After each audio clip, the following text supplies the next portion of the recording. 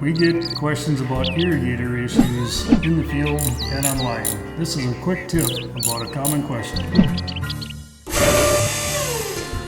So one of the questions we get asked about is end guns and why they aren't working properly.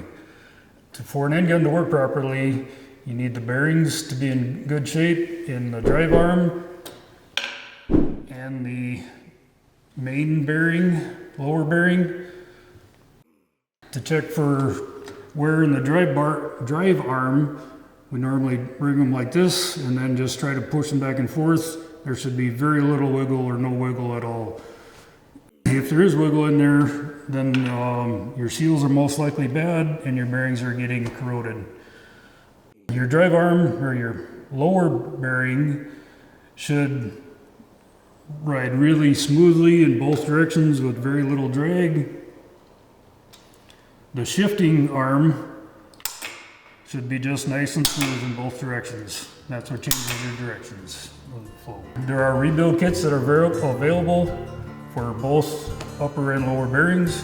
We do them locally in-house, or contact your local dealer, or Nelson rebuilds them in their factory also.